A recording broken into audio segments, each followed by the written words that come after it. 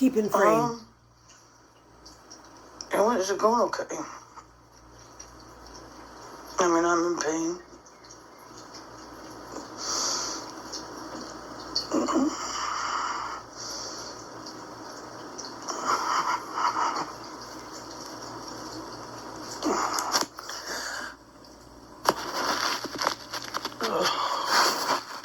Gotta get the ice pack in frame and my face, my hospital bracelets.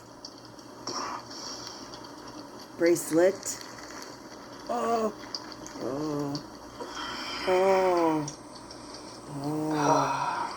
Big sigh. Oh. Worst pain ever.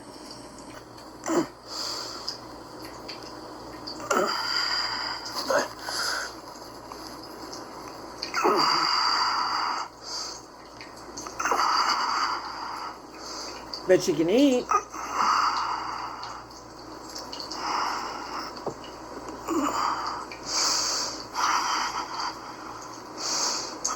Really need acting lessons. It's very poor.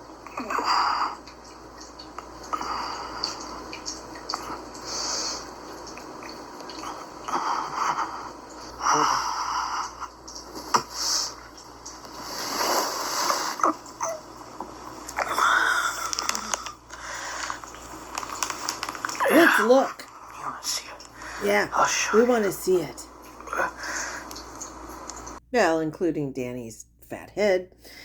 Okay, let's look at what we're looking at. Let's get rid of her head. Took a while. Her head kept floating around. TED Talk on hernia repairs. First off, what are we looking at here, right? So doctor makes a little circle around the area that needs to be opened. Okay? Well, not the whole area, but this is where the surgical drape will be cut. Boop. Do you know that this procedure can actually be done with a local? You can get an epidural. Yeah. Sorry, someone was falling off the couch. Okay, so next thing, we see some dried blood. Nothing major, right? That's leakage from closing. And these little strips are steri strips, if you're not aware. See, they're little paper tapes. See them? Little paper tapes with little strings in them. Okay? And we use those to hold things together. Now, in this case, they are literally holding like the skin from pulling, because when you have a larger, no body shaming, I'm medically speaking, when you have a larger person, gravity when you lay down is going to pull, or when you stand up, it's going to pull. So using those keeps everything together, because as you see, there are no sutures. This is surgical glued. Everybody gets surgical glue. Do you know that both my thyroids were done with surgical glue? And I went home the next day and was begging to go back to work in 5 days. I was going crazy. Didn't I film my history, which was way more involved than this hernia? And the night, the afternoon I was released at 2:00, okay? Because I was first case. And if you missed it, it was on Halloween. Happy Halloween to me. Trick or treat. You don't have parts. And by 2:00, I was walking around the hotel just trying to get the gas, the CO2 gas out of me. And you just walk. You walk. I was walking miles. I think I uploaded it because I was so freaking bored, and my hotel was next to the freeway. So I was like looking at cars, and I would just pace around in a big circle around the whole hotel. And oh my God. And I had chicken tenders and sweet potato fries from a place. It was great. Then we tried Korean cheese dogs. Oh my God. I thought I died and went to heaven. Yeah. And it wasn't until I got home 4 days later that, because we had to stay down in Sack of Tomatoes, since I had the surgery out of area because of my HAE. No surgeons like me up here. So I have to go to UCSF or I have to go to Sack of Tomatoes. And The ride up, I guess I slept because I don't remember it. But then I started running a fever. Yeah. And then it hurt.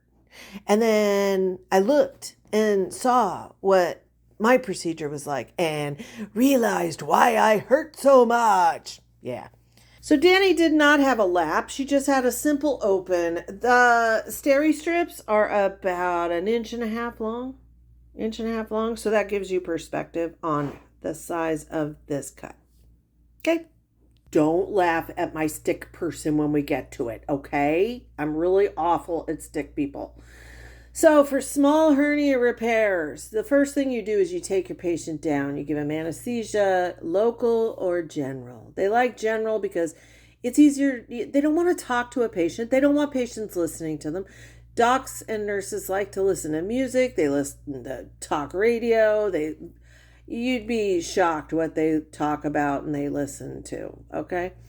So they prefer that you're knocked out. I would too. Who wants to talk to a patient? Then you make the small incision just below the belly button, right? Just below the belly button. And then you take the sac with the fat in it because she said her CT result. Tiny fat-filled umbilical hernia, okay?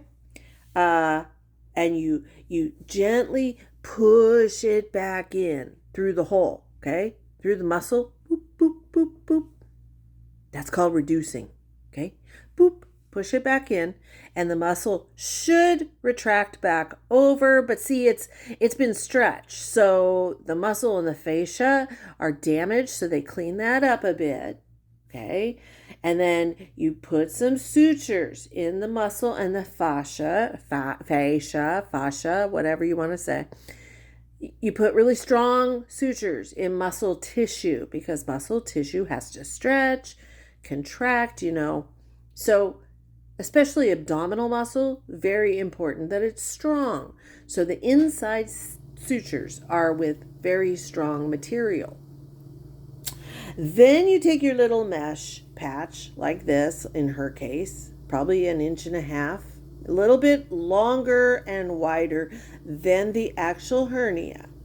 You want to have overlap on both sides and above and below. And you suture that in, boop, boop, boop, boop, boop, with little sutures, okay? And then you close it with your surgical glue and you put your little steri strips on and out you go. Okay?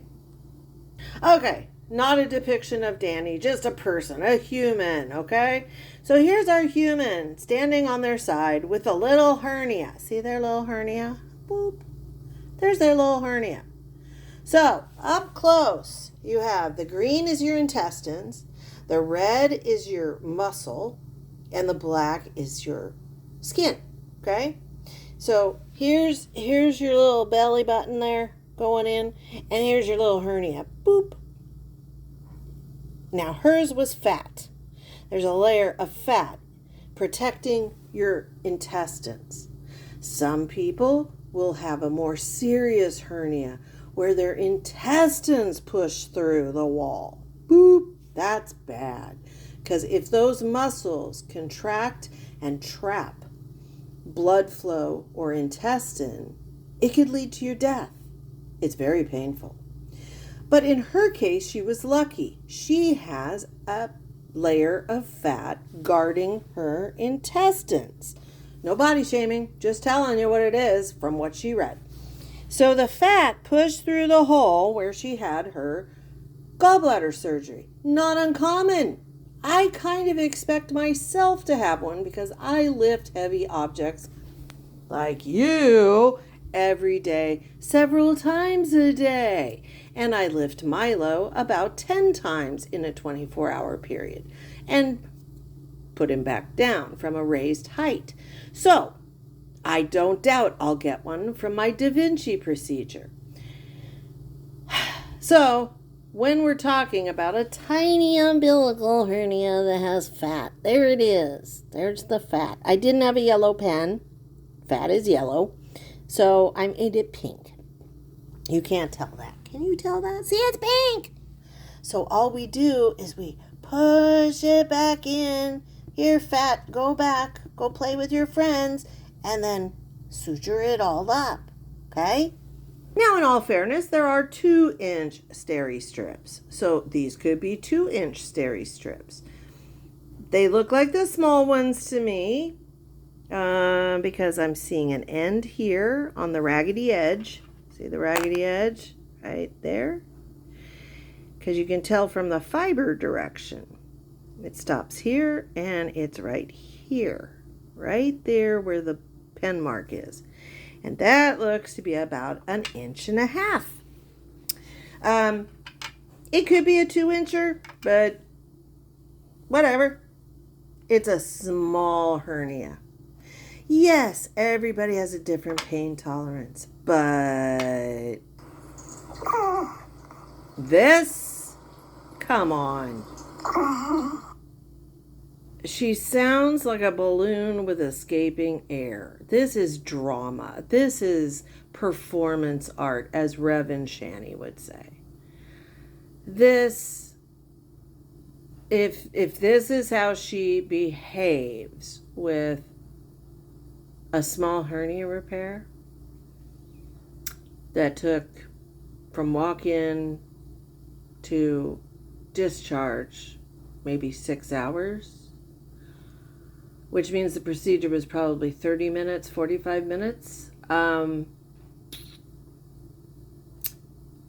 can't wait to see her in 10 years when her body starts really having trouble. Because right now, the way she treats her body, she's headed for a medical nightmare. Not body shaming. I'm just telling you what I see. I see someone who doesn't take care of themselves and who treats their body pretty badly, especially their lungs. So, also, she should be getting up and moving around a lot. She's really a big candidate for blood clots, and I wouldn't want that after surgery. Going on blood thinners after surgery is no fun. Okay, that's been your TED Talk on hernia repairs.